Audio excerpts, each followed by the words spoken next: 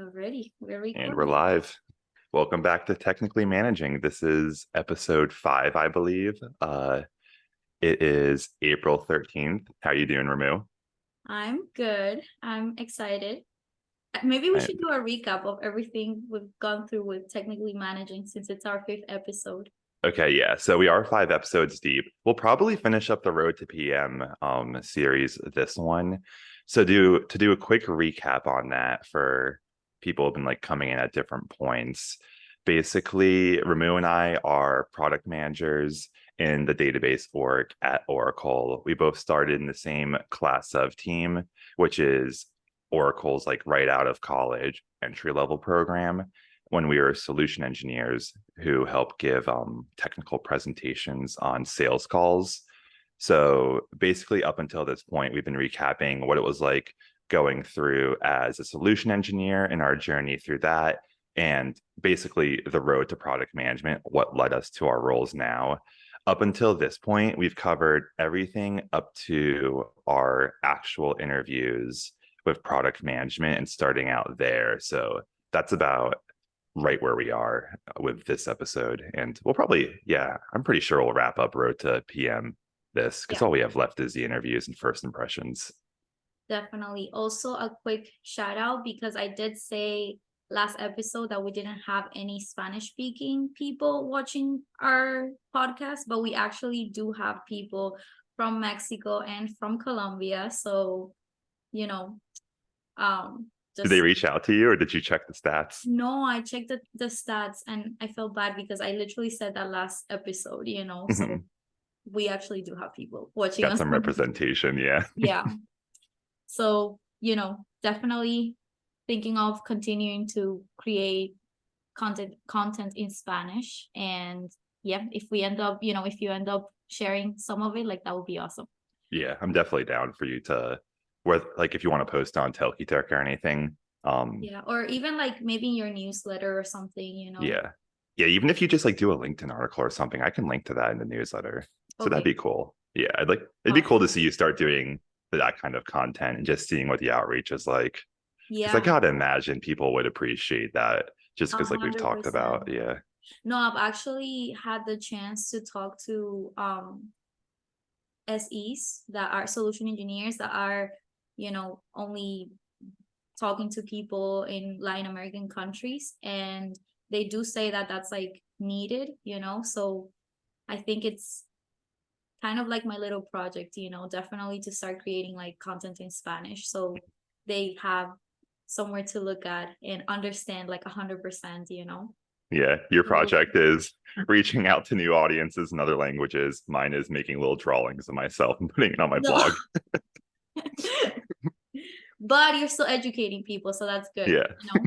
How's the sunscreen situation going? So I've been doing the daily journaling and just kind of keeping track of making sure I'm eating generally clean, getting my runs and workouts in, and getting daily sunlight. I haven't gone outside and laid in the sun yet. I've only been doing my walks, so there hasn't been sunscreen yet, but like I But also there should be sunscreen every day, even if you're working, sir. I think it's baby steps with me. Like let's Okay. We'll I'll be we'll going get you there. We'll yeah, get I'll you be there. going outside this weekend. I want to the weather's been starting to get better, so I want to bring out a blanket and read in the park. We'll definitely be doing sunscreen for that. Okay, awesome. And Awesome. as soon as we cover that, maybe I'll start listening to your everyday sunscreen.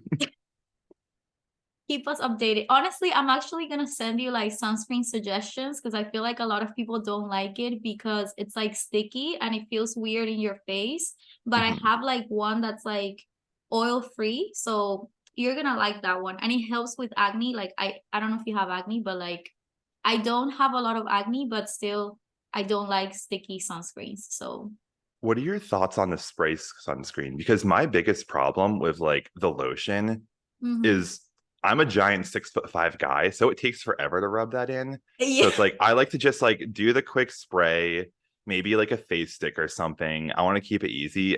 It's annoying having to get my whole body with everything because it takes I time. feel you. I love the spray. It's just that it's bad for the environment. Is it? Yeah, but Okay. I'm not gonna lie, like I do buy it sometimes. Like if I go to the beach, I'll wear it because maybe like I can't reach my back or whatever, you know, and I'm definitely very patient. Like I'm the type of person that just wants to spray and go, you know. Mhm. But yeah, if I'm not going to the beach, I'll probably use like the cream, you know. And I'll Yeah, just like do it in like my hands, my arms, you know, like places that I know it's gonna hit the sun. If not, it's fine, you know. But yeah, I'll send you some suggestions of sunscreen. sounds good. I'll get the sunscreen recommendations. Maybe we can do one of those like tier list videos they have on the internet where you just rank your favorite sunscreens by like Legit. category. I hate it because I actually love those videos. Like I No, those are watch, fun videos. Yeah. yeah, like I watch the ones where they put like paper and then a little bit of sunscreen and see if it like dissolves or something like the oil, you know? I So don't I I don't care love if it's watching like, those. yeah. Like if I don't care if it's completely out of left field. I will randomly just put up like a sunscreen tier list video with you, where it's just you and I like testing the stuff out, Technically giving our managing impression. sunscreens. Yeah. We're expanding the brand. We don't know what we represent anymore. Yeah. I mean, I feel like as a PM, you need to take care of yourself, you know? Like a Mhm. lot of things are thrown at you all the time. So, I mean, we could tie it into, you know, our podcast. Yeah. There's something that we can do to justify it. So, do you want to go ahead and start with your interview process? Okay. Yeah. I think I'm a good one because for context with the audience, when we got into PM, it was a very interesting time period because, as I'm sure a lot of people are aware, since I started last March, so March of 2022. When did you get in? I think I started March 1st. Okay, yeah, so you're basically like within a week or two of me. I Yeah. think I was like the second week of March or something. So to like rewind the clock, tech has been having a lot of like hiring freezes, layoffs just across the industry. We got in right before all that stuff happened. And Oracle was kind of funny about it because traditionally, product managers are a position that is a bit of a catch 22 to get in. It's more of a mid career position for a lot of people where they do something else first and they make their way into PM. And there is kind of like a bit of like an industry stigma where they want people with PM experiences to hire PMs, but how do you get PM experience without being a PM? So, and like Oracle has a lot of experienced product managers. I would say it's probably one of the areas in the company where people have been around for a while and there isn't a lot of people say in their 20s like Ramu and I, but we did go through like a little bit of a wave where they snatched up a group of us into product management all around the same time. My theory is they're basically like, hey, we got to start training up the next generation, and let's grab people from within the company who show promise, etc., to do that. So some of our friends are in product management now, and we obviously are as well. And I think I probably had one of like the least traditional interview experiences. And to kind of run through that, it was very informal where I didn't really like get grilled or anything. I think all I had was like two conversations with Jeff where we just chatted and he's like, "Oh yeah, I'll probably like have you talk to some people on the team," but I never had a formal technical interview. A lot of what I was evaluated on was just purely my work as a solution engineer, which is I think why they were pretty light on asking me about that kind of stuff because during my time as a solution engineer, I put together like a 35-page master guide of documentation for onboarding new class of solution engineers with OCI. I worked with the Live Labs team and product management creating a workshop for zero downtime migration. Um, and I did a couple other different type of projects that are in like I would say the PM realm of skills and material. So I kind of had like a resume. And when Jeff and I started seriously talking about me coming over, I'm just like, oh yeah, here's my projects. Like you can come see. So I think because of that, I got lucky and avoided, say, what a lot of people would consider the hardest part of interviewing in technical roles, which is like the technical interview. Because even like talking to my friends who are developers and all that, I haven't had many technical interviews in my career. Like solution engineering was pretty much the only time, but those seem like they can be pretty hard because it's hard to gauge someone's technical knowledge when a lot of our skills as technical people is kind of how our brain processes information versus say like you show up to an interview and they ask on like 5 different subjects. You could be like the best, I don't know, developer, PM, whatever in the world. But if you're just like unaware or haven't been thinking about like one of those 5 subjects, you could easily bomb that because it's just not something you were focusing on. Like you can easily learn in all that stuff. So, like, I don't know, like, do you have any friends who have gone through more technical interviews? Like, does this kind of resonate with anything that you've heard with stuff So in terms of, actually, yeah. my boyfriend, right? He's a developer in his, where he's working, and he's had interviews, like he's interviewed. Honestly, he hasn't been like actively trying to leave his company or anything like that, but he's done like interviews with Amazon. So like Amazon reaches out to him like every year and asks him to do an interview, right? And I think it's being hard for him because he does like low code right now. Mhm. And the technology that he's doing right now is not as, technical, or you don't really have to like program as much like with Java, Python, all that stuff. He kind of learns it on the side, but it's, that's not what he does at work all the time, right?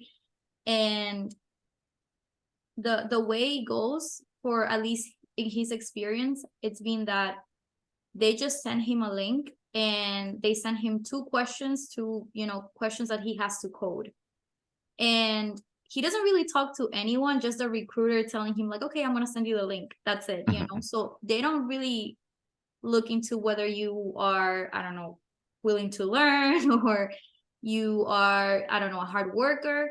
They're just like, okay, show us your coding experience and that's it. And I think that is hard because it's not only about knowing how to code, but kind of finding the right implementation and being more like, like if there's a way of like doing this in 2 lines and it works in different situations, then it's a better answer than having 10 lines and your code just not being good quality. Basically, they Mhm. care about the quality of your code. So I do think that technical interviews are really hard. And I was actually surprised, like for solution engineering, that we didn't really have to have a super technical interview because we were just presenting and then they were asking us questions of how much we knew about the product, right? That we were Yeah. presenting on. And I think they had way more of like a grace space for us to, okay, maybe they're not perfect, but they're a good candidate to learn. Mhm. So yeah, when I see technical interviews or hear the word technical interviews, I would want to run away, to be honest. Yeah, because like my whole thing with that, just like on the outside looking at it, is I've never had a problem with the whole, hey, like, here's some questions, we'll give you time to go figure it out, or like what they did with Mhm. us, where it's like, here's a prompt, go learn this tech and present on us in a week because it shows your ability to learn. I've I don't know how often they do, but I've like heard of coding and technical interviews though, where it's like you don't know what they're gonna ask. You show up on Mhm. the spot and they're like 30 minutes, like boom, like you gotta like do on the spot and you don't know like Yes. beforehand what it is. And that's where I'm kind of like how You I don't know if know, that's the best representation of how people can perform. right. No, and he actually did have an interview like that for Google, right? Uh-huh. And he did really well. Unfortunately, we had to move, well, because of me, we had to move to Florida, so he didn't end up like moving forward with the interview. But I think those are the worst, right? Like where you actually have to go there in person, but at least you get to talk to the recruiter, you know, or like whoever's interviewing you, and they get to know a little bit more about your personality, you know. Like I feel like some of these like are so cold, and that's why I don't know. It's just like harder for people to get in when they That's just think about that, you know? yeah, like the whole personality thing, it is kind of funny because when you get to your less tech is cool because you talk to a lot of people all over the spectrum of skill set where you have people with like no technical experience and all of their interviews are about personality, communication, and 100%. experience.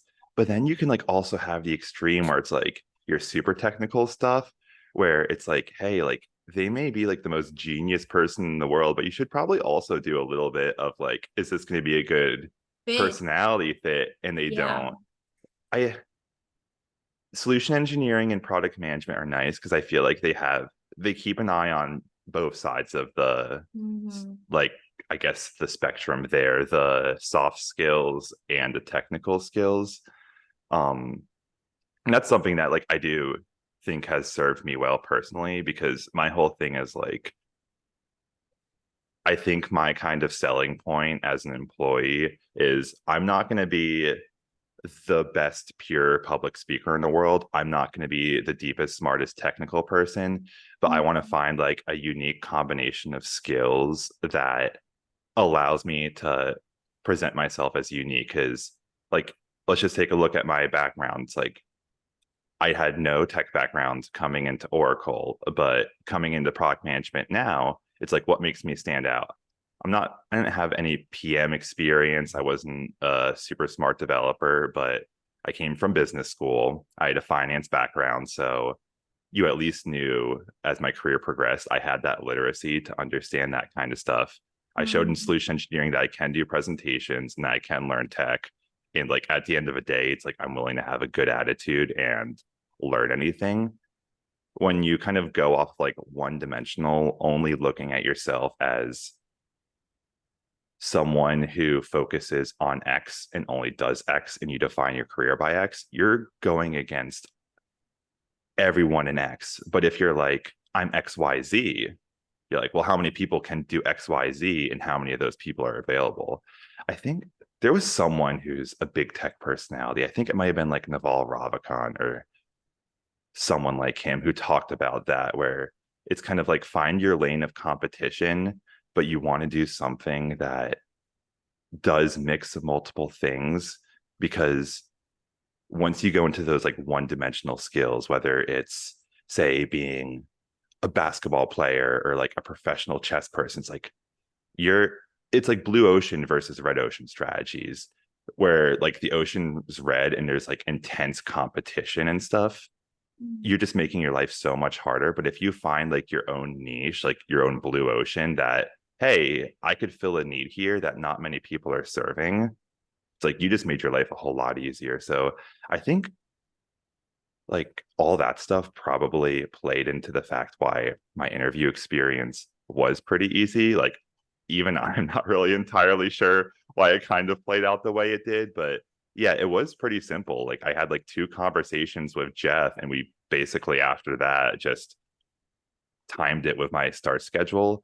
I do want the caveat to that to be that there was literally like a year of preparation, building up a resume, and people talking behind the scenes, both of which I was conversations I was privy to and ones I'm sure I wasn't. So it's not like the message here I'm saying is, oh, like things should be super easy and Yeah. they should just assume you're going to be some whatever person you can handle everything. But like my point with this is there are multiple, I feel like with interviews, it's easy to kind of especially because it's something it's scary, like zone in and kind of put your blinders on where you think in terms of like, oh, what do you think stereotypically they look for in an interview? And you think that you're only being evaluated on that like half hour, that hour, those calls or whatever, the formal interview process.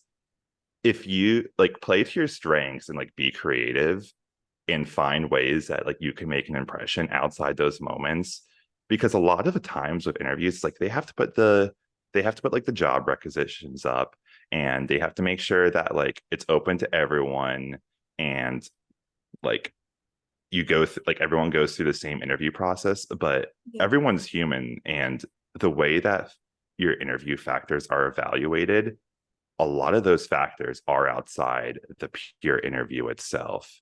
So that was a little bit like that was basically like my experience. But just even I've like talked to like 5 people who like got into PM. Mine was, I think, by far one of the most kind of laid back ones. So I think what you said was key, and is that maybe yes, your interview was easy, but you worked really hard, Mhm. without even knowing where you would end up, because I'm assuming that, like 6 months into solution engineering, you didn't know that you were going to be a PM, right? Yeah. But building your resume your first year is so important. Like, I don't know how other people do it, but at least us with class of solution engineering, we got the chance to take some time to learn stuff, to look for opportunities, to network with people, right? And same thing as what you did. Like, I think at least we had like Sangeeta and Frank that kind of pushed us towards having an Oracle resume, right? But when I Mhm. applied for this job, I went back to my Nash portal document. So they made us basically fill a document with all of the stuffs, projects that we've worked on. And it was so easy for me to go back and basically build my Oracle resume. I call it Oracle resume because I put only things that I did in Oracle, right? Not I did put things that I did outside. Like, for example, I was a teaching assistant for Java introduction class, right? But still, it was so easy for me to actually tie things down or back to product management, right? And that wouldn't have been possible if I wasn't open to saying yes to everything, even if I didn't know what I was signing up to, right? And I think that just talks so much about you. The fact that in 1 year you've done so much, compared to maybe you could have had the chance to just sit in your house, get paid, not do anything, and show up to whatever you were signed up for, but you did extra stuff. Yeah. And So, yeah, that's important, I think. and that reminded me of a couple different things. I think one of the things that I'm at least privy to, because I know my personality, is if I get bored, I shut down. And I Mhm. know there's a lot of people at, and this includes Oracle, but I think this is universal across every company. With entry level positions, your level of responsibility and like stuff you take care of is often pretty low. And I know that can be demoralizing and kind of like leads you to coast. You're like, oh, my job's like easy. They don't care. I'm not really contributing anything anyway.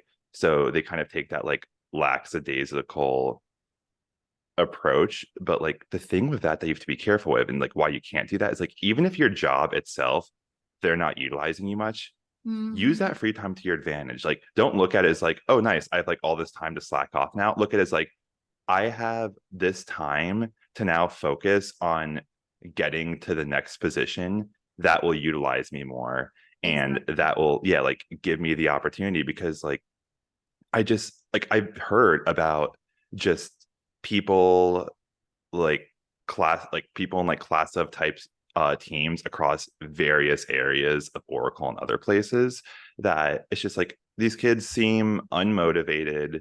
They like don't seem to care. They don't seem interested in the position. And if the position itself is something you're not interested, fine, fair enough. You're fresh out of college. You're not expected to know everything. But Exactly. your response should be, how do I get to something that I am interested in and that does grab my attention, just so that you make sure you're like moving in the right direction and you have something to show for your efforts. Because people are, especially when you're young, like the name of the game when you're young is you don't have agent experience. So what upper management looks to for us is not all the answers. What the Mhm. hell do we know? We're like in our 20s, but they look for people who learn quick and show potential and drive. So that's how you make the impression. And like to go on to the other two things, even though like the interview itself was very laid back, I made Mhm. sure my resume going to that was airtight and killer. And Exactly. also, like, over the whole year leading up to it, I networked my butt off. And there's something I learned really important from that that younger me would have really liked to hear. So I want to talk about that.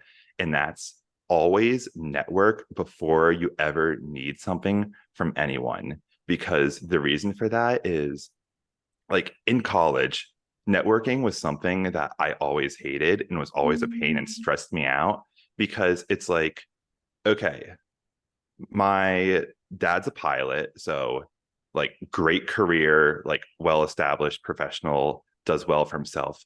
But he had like my family had some friends who I talked to like in the more business sphere, but that was more like business and finance.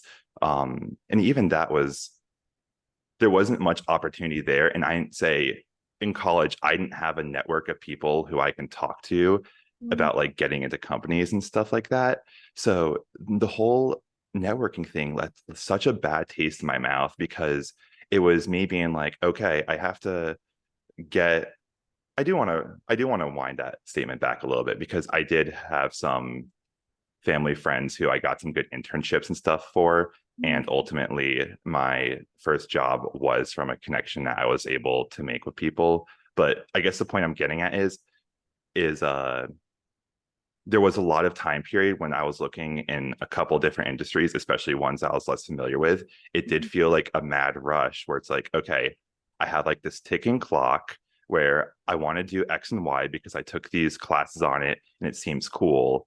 How the heck do I get into it? Well, everyone says network. Like if you just put your resume out on the Glassdoor or whatever site you're using, it's just gonna get lost in the mix. And it's like, okay, we're students, we don't have that much time. How do I like network? And it's like you get into these networking opportunities, and it's like I got a ticking clock of only a couple of weeks. Yeah. Like, and you kind of, I felt like I had to be a little bit more aggressive than I wanted to in my ask, where it's It's like, terrible. yeah, it's like it's such a weird situation because you're basically like, hi, I know I just met you, but I'm really desperate. I need to make money. Can you hire me? You know nothing about me. So that whole thing was something that I don't know. It's like it kind of like left this question mark and problem in my head that I've been thinking about for a couple of years, and it's affected how I've interviewed at Oracle because I don't like asking people for things, especially when they don't like know me and stuff, because I don't know, like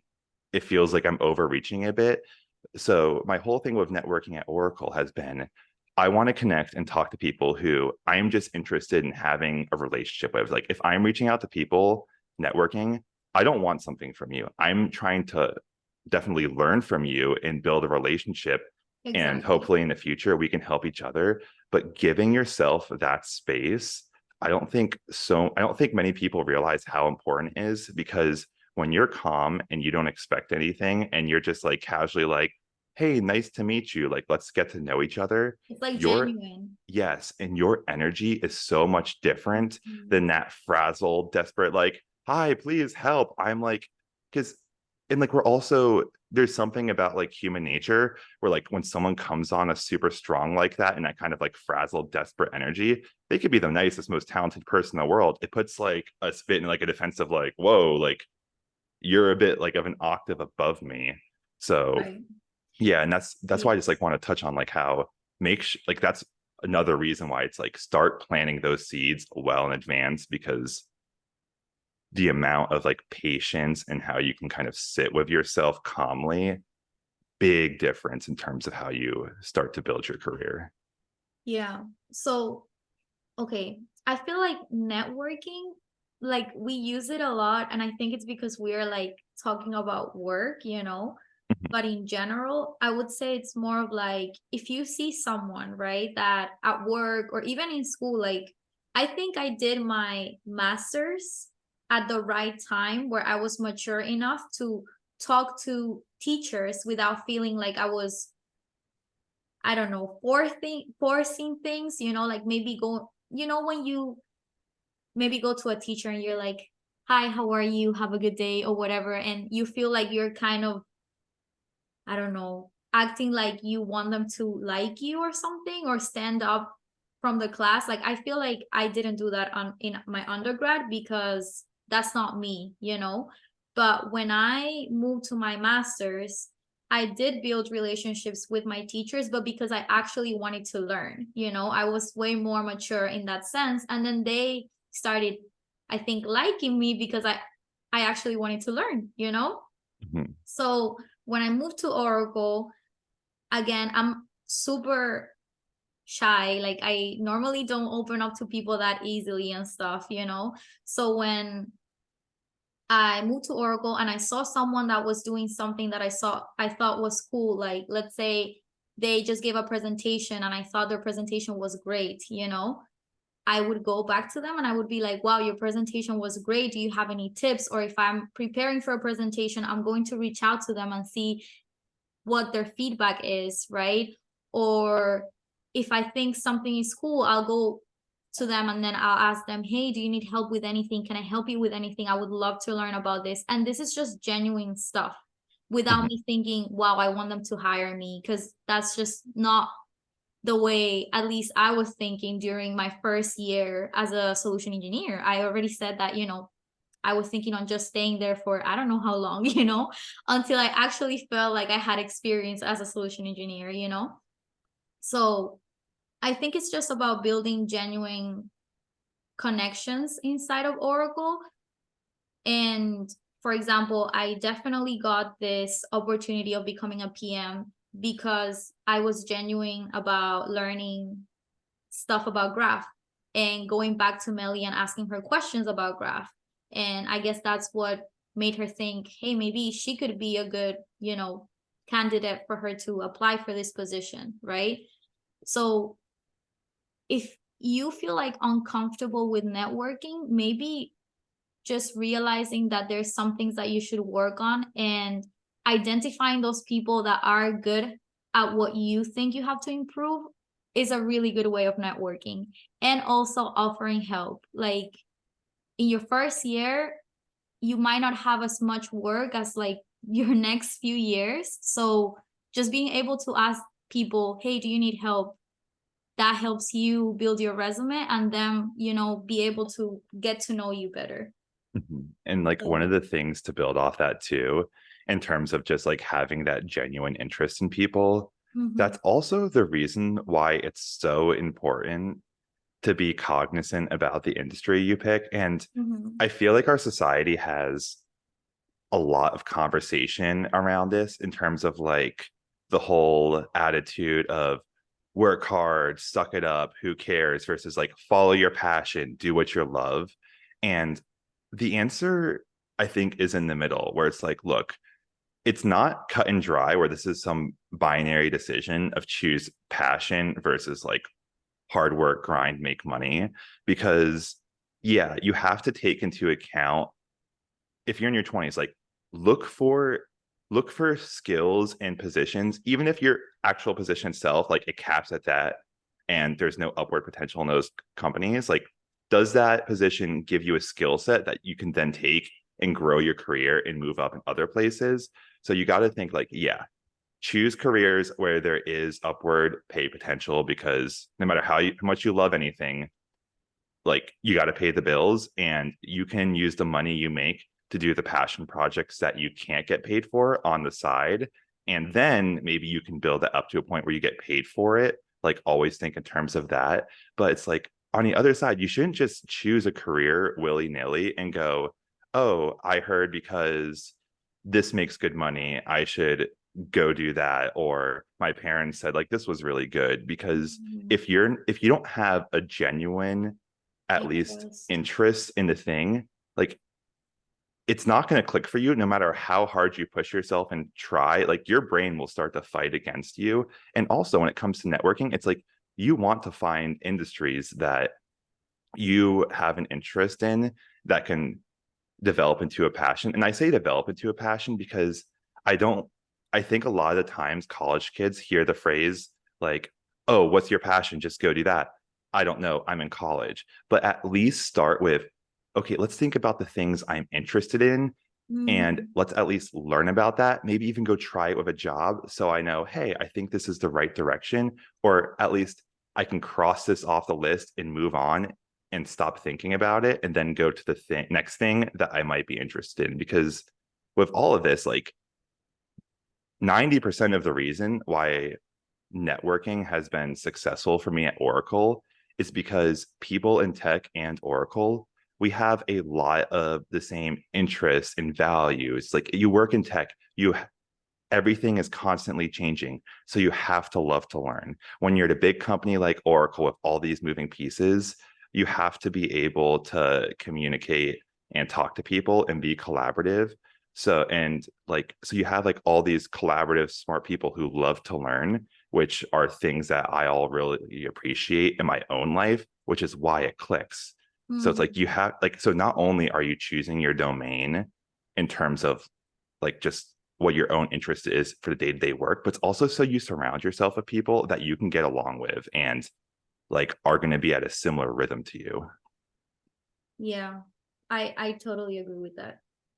And I did want to like expand on what you were talking about when a lot of us basically joined PM. And I feel like, why do you think that was like the moment to join PM? Like, what caused all that? Because I think that by the time that we were joining PM, a lot of things were happening in Oracle. And for example, for my team, when I joined, they had already like maybe 2 3 more hires, and some of the people in the team had already retired, right? Mm-hmm. So I'm just wondering, right? Because we were talking about how people, in PM, they spend a long time during PM, right? And then there comes a time where they have to retire, right? And what do they do? Do they hire new people? Do they look for people inside of their company and give them their PM positions? Like, what do they do, right? And why did this happen? I Like, have some why was that the time? speculation. Yeah, so I have some speculation on that. And like for the audience, PM is an interesting position where I think it's kind of similar to engineers, where engineers jump around more. I want to start by that caveat versus PMs generally, at least at a company like Oracle, stay in their position longer. But PMs and engineers, they are kind of symbols of a tech company's health. So generally they like try to treat them pretty well, give them resources. And with PM, like there is a lot of, I would say, job security as long as you don't abuse it. And they are trying to give you incentives that keep you in that, like the product management ecosystem of your company for long periods of time, whether it be through stocks, like unlimited vacation, etc. Um, my speculation in terms of the whole thing is I think people are retiring. I think there's probably some conversations and patterns of gossip around like upper management in terms of like, hey, people are retiring. We're starting to see some of us get older, even though we may not be leaving, retiring, etc. for the next couple years, a decade, except like whatever. We do need to start training up the next generation. So I think they filled those spots they saw across PM and Oracle kind of as a group where it's like, yeah, we're seeing this trend, it gets the approval, we do the hiring thing. But it was pretty funny because pretty soon after we got hired into PM, they shut those doors. They like gathered a group of like a dozen of us or whatever. They're like, okay, we need to fill up the ranks. And it's like, we got our people like door closed. And I don't know about you, but the months after I got into PM and they kind of started to close those doors again, the gossip and rumors that PM's a pretty good gig started to make its way amongst the Oracle like 20 something population of sales, solution engineering, like from all over. And I had so many people reach out to me, be like, hey, like I heard you got like hired into PM. It sounds really cool and interesting. Can I talk?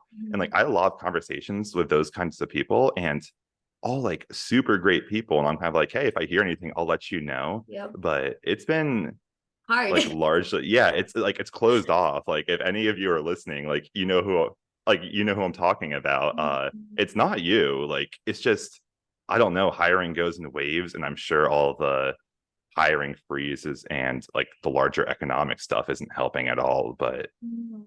it was, we very much got lucky with the right place, right time with that. But it's Exactly. also, it's not, that's why I'm like emphasizing with, hey, if you're an entry level role, and even if it's not the greatest thing in the world, it's like use your time, because opportunity is like when like preparation and luck like meet each other, where it's like you want to do the preparation and you might not know what the opportunity is that's going to come along. It could have been PM. If it didn't work out for us, you and I are resourceful enough where we would have found something else. But that's why you're prepared, because like you need to be able to strike when the moment's there.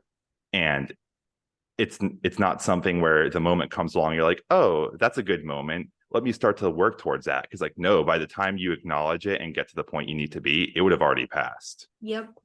So I think that definitely the retiring portion helped us get into PM. I think that there's also a change, right? Like we're seeing other companies with younger PMs, and I think Oracle kind of caught up to that, and they were like, we should probably have also young PMs in our teams. And I also think that it is easier to get into PM when you're inside of your company, right? So like let's Yeah. say if you, I don't know, work, I don't know, let's put an example in Microsoft, just to not talk only about Oracle, but if you're in Microsoft and you have a totally different job and you want to get into PM, but you weren't able to get into PM right out of college, just get a job that has similar duties or responsibilities and then make the switch to PM. And I think another factor for sure of like getting into PM is just having that, being able to work with people that are already into the PM world organization in general, because they will help you at least be able to identify the skills that you need to develop to become a good PM. Mhm. But I do think it's easier to make the switch into PM when you're already inside of your company. Yeah. So, That point you just touched on there, where like learn from the older PMs. If you're a young person who is going into product management and you have that opportunity, I would say the number one lesson and thing that's helped me is you're not going to know stuff. And a large majority of what you're going to learn is going to be from the people who have the experience. Do It doesn't matter if you're not the best at it, like no one is starting out. Do everything you can to build up those skills at putting yourself in situations where you can ask those type of people questions and learn from them. Ask follow-up questions when you don't understand something, like check your ego, like even if you start to get to the point of your learning stuff. And this is one of the things that I would say my past year I've been trying to be as careful as possible, mhm, because I know my personality. If I know something, I'm going to blurt it out, because in my mind I'm like, I know that's right. I need to say it out loud to find out if I'm wrong yeah, or if they're wrong, so I don't move on confused. right. So you're going to, especially once you start to get knowledge, you're going to have to be very careful about balancing what you know and learn, and realizing that not only do you not know stuff, you don't know what you don't know. And Mhm, the only people who can help expedite your process in learning what you don't know at a quicker rate are the older, more experienced, wiser people around you who are yeah. paying attention to you. So that's why it's like help people whenever you can. You want as many eyes on you so that people can, so you build up that goodwill of other people and just genuine, like strong relationships so they can help you identify your blind spots. Like that Right. is huge. Exactly. Um, Also, I think another reason why it's really hard to get into PM is just, let's say that, for example, my team is 10 people, right? Mhm. And they've been here for a very long time. So if they don't retire, like it's really hard for an opening to happen. And normally, like the PM teams are not like, they don't really have a lot of numbers, they just have like the ones that they have, and that's it. So it's really hard to come across being able to hire new people, at least in Oracle. That's what I know from Oracle. I don't know how it works with other companies, but I've definitely had a lot of people reach out to me asking me, hey, do you know if there's an opening? Do you know if there's an opening? Of course, I can't do anything. Unfortunately, I can't open a position for anyone, I would love to. There's been some great Right. people I've talked to. Like as soon as I hear something, it's like keep please reaching out because I want to Exactly. keep it top of mind because like there's so many impressive people. It's kind of sad that you Yeah. can't hire everyone. Exactly. No, and I actually like, at least definitely the people that we were in class up with and all that stuff. Like I keep them in mind for sure, Mhm. but it's just so hard to find a PM opening position, at least in our organization. I don't know about the other organizations, but just keep that in mind whenever you reach out, at least to me, because I definitely feel bad when I can't help someone, but it's really hard sometimes to find job openings for product management positions. Yeah. And like we're saying, if PM is your passion, it's something you really want to pursue, find a company that has a strong PM division, Hmm. try to get into a position as closely aligned as possible to that. It doesn't need to be the same or like Yeah. super similar, just something that you're still developing those adjacent skill sets. Solution engineering is a great one. Yeah. Presentation skills, you work on internal projects if you're lucky. Like it's all very, you learn technical knowledge, all very similar, but use that as an opportunity of like, hey, I'm kind of in your ecosystem. I'm going to bust my butt, show that I can get stuff done. Because if you prove yourself as someone who has good output and is reliable, your company is they're going to do what they can to retain you if they're good and care. And a lot of that is knowing that you're A-type performers. They're going to want to pursue their passions, and upper management knows that the way you get the best output from people is let the smart people pursue what they're interested in because they're going to be able to put like multiple times the amount of like productivity into it because you see what happens when you do Mhm. stuff you're passionate about. It's like it's so much like you can accomplish so much more and the quality's better. So Yep. build up the skill set, use it to build up your like corporate leverage to move to what you want to get to. Exactly. And also, like, I just said that it's hard to find job openings, but at the same time, like, if your personality is good, if they see that you're a hard worker and you're able to reach to the right person, it can happen. Because I also want to highlight that when I applied for my PM position, they were only going to hire one person. And I feel like I wasn't the number one choice, but maybe I would love to believe that they love me so much, that they were like, okay, let's hire someone else. Because I remember asking in my interview, how many people are you guys planning on hiring? And they said it's only one. But you know what? It would actually be a good idea to maybe ask to see if we can hire two people. And they said that in my interview. So then I was like, damn, like that's not gonna happen. They're probably not gonna have the budget. Like that's not gonna happen. And two people got hired.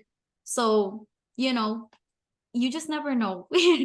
What's yeah, because like that's something where my brain goes the same way. It's like I if you tell me there's only a limited number of openings, I'm not good. I'm not good at being like self-aware of how I appear to the outside world and stuff. So Mhm. my brain just goes in the probability mode. I'm like, oh great, like 0.01% chance I get this kind of thing. And Right. especially still being in our 20s, I feel like so many people have this attitude coming out of college where you're like, hey, I was like, when you're in college, you're looking for your first job. You're just like, I'm just another number of, Yeah. oh, X number of finance majors from this school. it could be a great school, but you're still competing against all the other finance majors from your school and all the schools better from you. So Right. you're kind of just like, I don't have Anything to any stand value. out Yeah, or it's like even if inside your heart, you're like, oh, I could kill it at this position and I Mhm. would go above and beyond what anyone else is doing. They don't know that. And you saying that is like, okay, that's great words, but you don't have a track record. As Mhm. we're starting to move from entry level to more professional, it's probably too early to call mid-career, but you know what I'm saying. Like we're more established and we do have things we can point to. Yeah. Kind of like keep yourself in check and remind yourself of what you have accomplished and start building up that self-esteem a bit, because I can I'm very sympathetic to the whole like on paper you look at it and you're like, oh, I've done some stuff, but in your brain you still kind of have that college level Mhm. self-esteem because you kind of haven't switched over. Sorry, my dog, he just needs attention. Your dog's so cute. But yeah, I totally agree. And it's just, it's not all about whether you have the skills or not. Again, we go back to just, just showing who you really are. And if you're secure by the fact that, you can stand out on some things, then definitely show that in your interview. I'm sorry.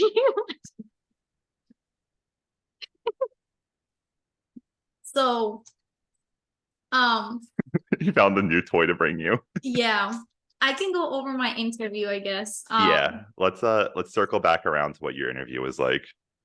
So I basically got 3 rounds of interviews, and I had 2 people per interview, except my last one where I only had one person.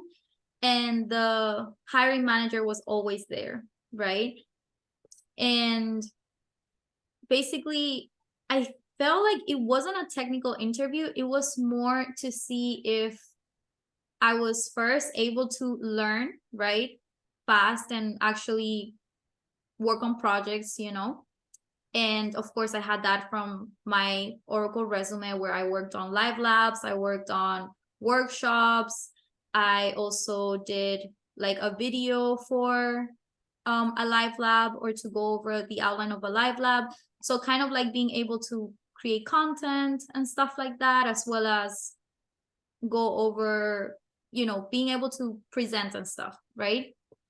So they kind of went over behavioral questions, like, for example, what would you do if someone wasn't being as productive in a project? How would you handle that? And honestly, I don't know if there's a right or wrong answer, because like whenever you prepare for these interviews, you'll go into videos and they'll tell you you should say this or that, right?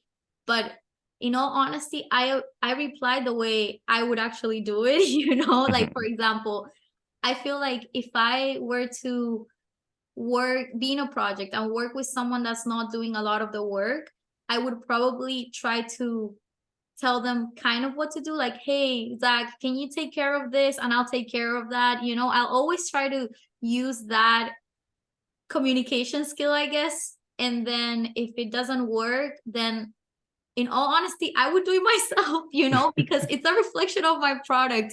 So if this is not getting done, I'm gonna have to step up and do it myself. And if I have to do more work, then I have to do more work, but I have to deliver this. And I'm pretty sure I answered something around that, point. And I think I had a lot of kind of like, how do you manage stuff? How do you keep yourself organized? Do you write it down or do you type it down? More of like the organization, because I feel like for PMs, we have to be on top of everything. Like we might be working on a workshop, and then we are working on this event, and then we have to work on presenting this demo, or there's just so many things that you have to work on. And in one day you might be working on all of them. So you have to be organized. I think other questions, so they were looking for someone that knew Python, and they did ask me a question. They said, do you know Python? And I said, no, I've taken a course, but I didn't add it into my resume because I don't feel like I I'm comfortable with Python. And I remember one of the people interviewing me, David, he said, well, I appreciate that you didn't put it in your resume if you don't feel like you're like comfortable with it, you know? So I think being honest is important, because some people would be like, you know what, I took a course on this. Like, I definitely know Python, you know? I just flash back to my college resumes of like the 5 programming languages I put as a business analyst. I'm like, oh yeah, I did something statistical in Python. Let's put that down. Like let's add a little Yeah. R in JavaScript here because I like did 2 video lessons. I mean, like, I'm not talking bad about you, you know what I mean? I'm just saying, like, for me, I was just more of like conscious of, because I didn't know if it was a technical like, you know, interview. So I was like, if they ask me something about Python and I don't know it, I prefer to just not put it in my resume, you know? Yeah. So that was kind of my approach. They asked me a lot about what did I think about their content, right? Like, for example, how do you learn better? And I told them that I normally learn better through videos, or I like taking online courses, you know, where you are kind of watching a video, understanding step by step what they're doing, and then being able to apply it in your own little environment, whatever you're practicing, right? So I feel like it wasn't only kind of them asking me questions, but I was also giving feedback of things that I like or how I like to learn, right? And at the end of every interview, I would send an email. And maybe, let's say that if I mentioned a course that I liked taking, like on my own time, I would link that course too, for them to see that, hey, this is the way I learn, you know, if you guys want to implement it in the future, you know, here it is, what I was talking about. And I also went back to always saying, you, if you guys need help with anything, you know, and I can help with anything, or a live lab or a demonstration or a presentation, like, please let me know. Even if I don't get this job, you know, basically that was my messaging. And it was genuine, right? Because you don't know, maybe you don't get the position now, but maybe in the future they might think about you, right? Because they already interviewed you. So That's a good point. Yeah, like they always look to, when they're looking to fill positions in the future, who are our top candidates in the previous time we looked, are they still available? Like never exactly. burn bridges unless you have to of that. Exactly. So just always keep the door open if you can. And yeah, so like my questions were more behavioral, and I did ask a couple of questions too. I think it is important to ask questions about like how this is done, or how do they work, like, I don't know, for example, how do they reach out to their customers or something like that, right? Or do they even talk to their customers? Because maybe some PM might not talk to their customers directly. You know, how does their team work? All PM teams work completely different. So it's good to know what you're getting into. Like, I know some time ago, there was this girl that was looking into a PM role that was a little more involved with development. And I'm just here assuming, right? But maybe kind of knowing whether the team you're applying for has more contact with their development team compared to someone that doesn't would be good for someone that's looking into a more technical role for PM. So that's like a good, you know, interviews are a good way of finding that out, right? And also, for example, I know they had a requirement, well, not a requirement, but they would want someone to be more active in social media. And I asked about that. I was like, how are you guys more active in social media? And then, you know, they told me that they're more active in like Twitter, LinkedIn, and but they're trying to get someone that's more creative and more active in that sense, right? So it's a good way to not only think of just, I hope they like me, but I hope I like them too, because it's important to work in a team where you're comfortable to share your opinions and where you feel like your personality clicks. Like, I feel like overall I'm comfortable with my team. Like, I can speak up in certain like meetings and stuff like that. And when I wasn't comfortable enough, they would make me feel comfortable by saying something like, Ramu, do you have any other comments? Do you have any thoughts? Do you want to share anything with us? You know? So I feel like that's something that I really appreciate, the fact that I was able to kind of fit my personality with their personality, because we're all kind of calm. Yeah. So It is kind of funny because like at least in my role, I could tell that I'm on a good team because there's definitely some similarities with me, Jeff, and Chris Hoyna, who's our other team member who got hired around the same time as me. And mhm, also I just find the more I learn from Jeff, I'm like, I'm starting to get some Jeff mannerisms in me. So it's like, yeah, you need to definitely be able to sync up with the people and have that similar exactly. basis. Yeah, and I mean that's good because you're learning from Jeff, right? Things that are helpful to your personality to become a good PM, you know? So that is important. And overall, just being able to feel comfortable with your team, be able to be honest, you know? Like, I understand that we're in a work environment and we're not meant to be like extra friends with our coworkers, but I personally feel like I just need to feel comfortable with whoever I'm working and be able to speak up what I'm thinking without offending anyone, you know, or criticizing anyone's work. And I think we all have that kind of like, we're not scared of giving each other feedback, you know, Mhm. and accepting feedback too. And that's okay, you know, with us. And it works for us. So interviews are a great way of seeing how your team is, like your future team is going to be. So I know while we're on this topic, there are going to be people who are curious about this. And without going into specific numbers, do you have anything you can add on what your experience was like coming into PM in terms of any salary negotiations during the interview process, or at least how that was handled? So, salary negotiation wise, I think this is such a like topic that, you know, like everyone hates talking about, you know. Um, but basically I did get a salary raise, right? Mhm. But again, we do have compensation when we're solution engineers, right? And I did talk about, you know, the fact that we had compensation and it could have, you By know, like it, compensation, are you talking about the bonus targets? yes, exactly. Mhm. So In regards to like on top of our base salary that we have, just to clarify for exactly. people. Exactly. So it's hard, right? Because you don't really know if you're going to get your full compensation or not, depending on your performance. I'm not bragging, but I normally was really good with my compensation, you know? Like I couldn't complain, and I'm 100% sure you too, right? So of course, like I didn't get like 100% of my compensation, but I did get like a good part of it, you know? So if I had that into consideration, I would break even or be a little less, you know? So when the time came, I did talk to my manager and she was very understanding and we came up with an agreement, right?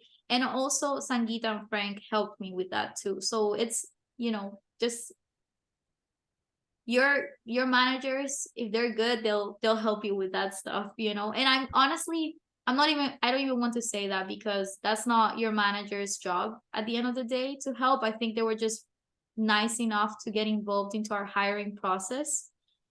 um but even if I wasn't, you know, like get breaking even or getting my the salary that I like, oh my god, dreamed of, you know. um I feel like I already had my mindset on the fact that I wanted to be a product manager and that, you know, in the future I could get whatever target I wanted, you know. So that was my approach. Like, I'm not saying it's right or wrong because, like, salary is important, you know, and you should definitely have that talk with your manager. And I hate calling it salary negotiation because that puts so much pressure on you, especially if you don't have that personality of negotiating, you know? It's also something that is a dangerous word because when you think negotiation, you think like two parties like going in with like a warlike mindset of like some person is gonna we have to sit down and do this, but one person is gonna win, one person's gonna lose. And I definitely had that where before I had professional experience and I knew how this works, I Mm-hmm. very much, and I would say like I even still had remnants of it with, and I can like talk about my thing in a second. Like I still had like remnants of that mindset with Jeff, but I thought it was like I had to like almost kind of battle my manager to get as much money as possible from Mm-hmm. them. And you're like, oh no, the way it actually works is like your manager is your advocate. You work together and you go convince the higher powers that be that Yep, like your employee like deserves this money, especially at a big company like Oracle where exactly. power is like more delegated around. Mm-hmm. And sometimes like it doesn't only have to do with your manager. Sometimes it has to do with HR, and it has to do with where you're located and what's their salary for PMs in that location and stuff like that. So I was honest with my manager, and she also helped me out at the end, So I'm happy, but it is a hard conversation to have. And I remember at the beginning I didn't say anything about my compensation, like my salary. I was just like, okay, this is my salary and that's it, but I was kind of like, am I getting a pay cut? You know what I mean? Like I was kind Yeah. of like confused at some point because of like the salary and compensation plan. But do you have a ghost or something? Oh no, I was looking at something on my table, a book that I was going to reference in a second in Oh, relation okay, to okay. this. You better show that book. I will. So yeah, so honestly, just be honest, to be honest. Yeah. Just be honest of how you feel about your salary, because then I went back and I spoke with Frank and Sangeeta, and I was like, I know I want to do this, yes or yes. So, yes, like it would be nice to have a salary bump, but I feel like overall I prefer being a product manager right now than a social engineer. So I'm gonna take this no matter what. Yeah. And that was my mentality. And honestly, it worked out for me. But yeah, I don't think I'm like the best with this salary negotiation stuff, to be honest. I hope it's something I have more to speak on that could help people as I advance in my Yeah. career. Because like it is one of those things that's like it's always been at the center of it's such a sensitive topic for everyone to Mhm. talk about. And it is such a gray area that there isn't a lot of good information circling in the world about it. My thing was there anything else you wanted to add before I kind of like went into what my situation was like? I just want to say that you talking about I would love to help people with like salary negotiation. I just want to tell you that please don't be like any like TikTok or like YouTube, video where they say you should use these words, and that's just not natural. Like that doesn't happen like that, you know what I Yeah. mean? When I'm talking about like helping people with it, I mean like in this kind of conversation format of how Yeah, we're describing our experience. Like, hey, the stuff that seems like it applies to you, like exactly. grab on that. If it doesn't seem relevant to whatever world you're operating in, like Hmm. don't go sabotaging it and be like, well, Zach and Ramu said. Exactly. It's like we don't know your exact specific Situations, situation. right? Yeah. Yeah.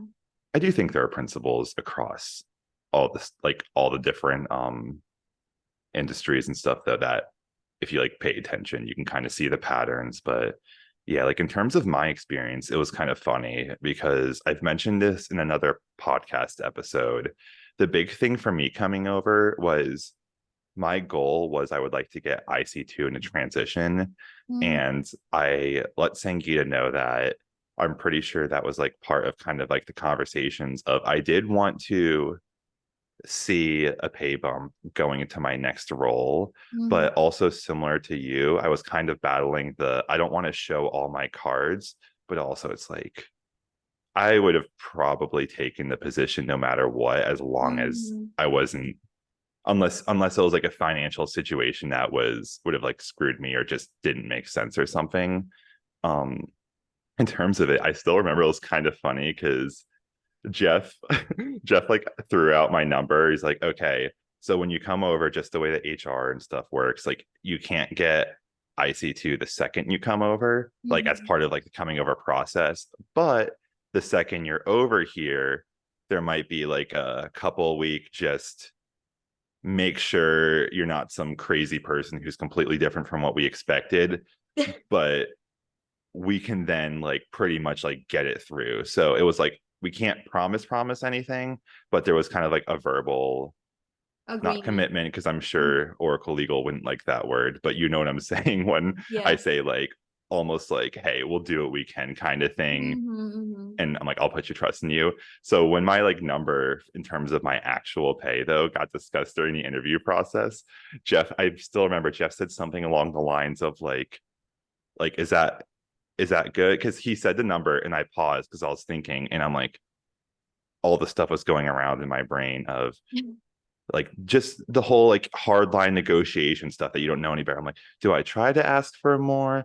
Do I accept what I Right. got? Because I was starting to get more mature by the time I interviewed with PM, and I'm like, okay, I'm thinking more about other people, not just myself. Little Zach's growing up, and I'm like, I obviously I'm planning on working my ass off and Right. doing everything I can, and I just want this to be the beginning. And I would like all the money I can have, obviously, but I also don't want to do anything that would in terms of like throwing out a number or something that would insult my manager or just put him in a tough situation or something. Mhm. So when Jeff said the number, like in my head, and he's like, "Is that good?" I'm like, in my brain, it was like the SpongeBob meme. I'm like, I don't know. I didn't think I'd get this far. Like, so I was a Like, what bit, am I supposed to say yeah. exactly?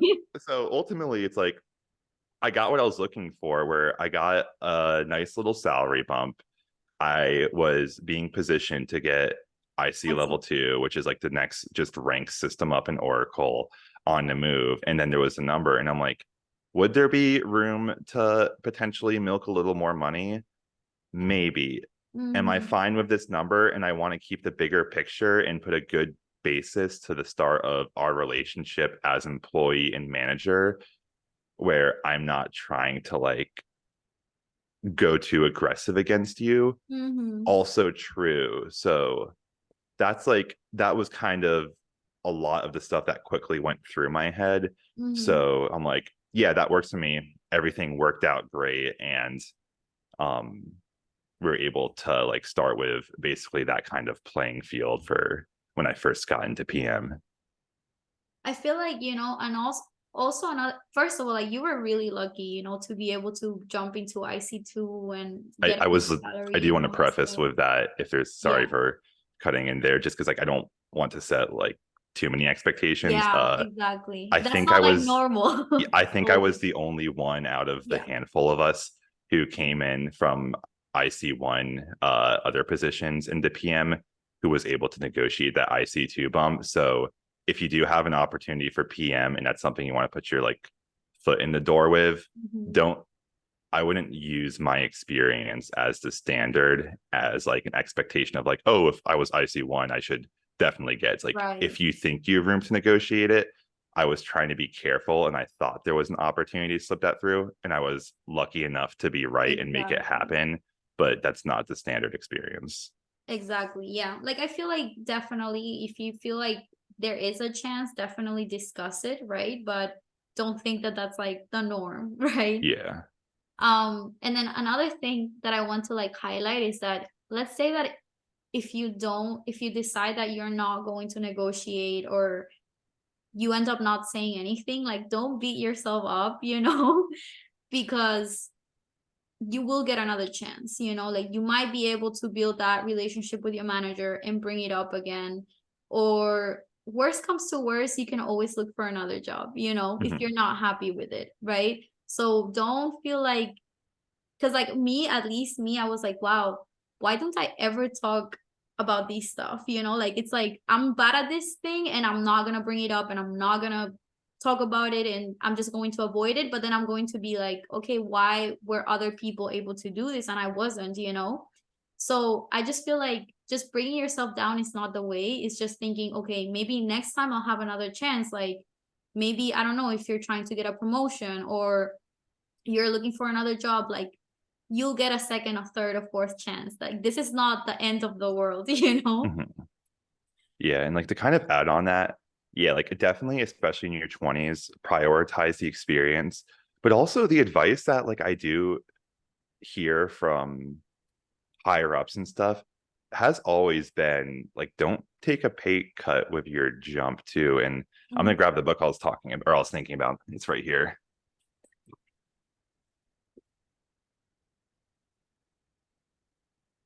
So Kay Malcolm, who we've mentioned, friend of the show, senior director of Oracle Database Product Management, she gave a couple of us a book recommendation, and we started a little book club about it. It's Strategize to Win by Carla Harris. She's a Wall Street investment banker. I think it's, oh no, senior. She's a client advisor at Morgan Stanley. I think she comes from an investment banking background, though. Uh, Super impressive person. I think she's one of Kay's like mentors in real life too. But What? in the That's book, crazy. yeah, like Kurt and Kay have met a couple times, I think.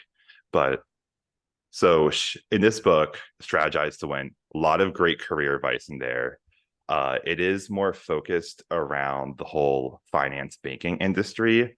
Mhm. So I would say like make the perspective adjustments to your own particular industry, etc.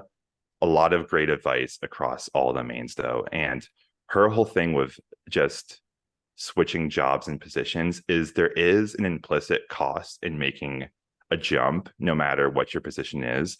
Mhm. So always try to, like, you should always plan your move to at least have at least a partial pay jump, no matter Mhm. what you like, no matter what happens.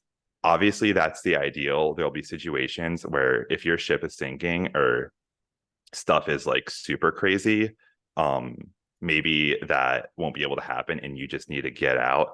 And also, especially for something like the tech industry, where our value is our knowledge and experience, if you have like such a good opportunity with upward potential to jump into and you won't get a pay jump, I'm not going to tell you what to do or not do, but I would just consider that as part of the picture too. But I think what she talks about in this book in terms of like always at least plan and have the expectation to get a little bump in pay as you go is super Mhm. important Yeah. because there is that cost of jumping where it's like you should get compensated for the risk of I'm leaving a familiar environment where I know how this ecosystem works to something where I'm putting my financial stability at a bit of risk to move to you and do something new. So there should be a bit of an implicit reconciliation. I don't know, like pay, you know what I'm saying, in terms of No, yeah. justifying that. That honestly, like, I never thought of it like that. And that's just such a good point because, like, you're leaving a familiar environment where you know you're doing good to go to another place that you might not like your coworkers. The work might be a lot, and you don't know it. There's no work balance. Like, you're betting on this other position. So that's like a really good way of viewing things. Wow, that's so deep. On that note, I think that might be a good place to end it. I have a call at 11 in 7 minutes. So do Yep. we want to wrap up the road to product management? We've covered everything in terms of interviews. So now Yep. we're at the point where we're started and we could probably go into what our first impressions and experiences were like as a new, fresh baby PM in the big world of Oracle next time. Sounds good. That was Technically Managing episode 5. Thanks for listening, everyone. We'll see you in 2 weeks. Have a good day, everyone, or weeks. Bye.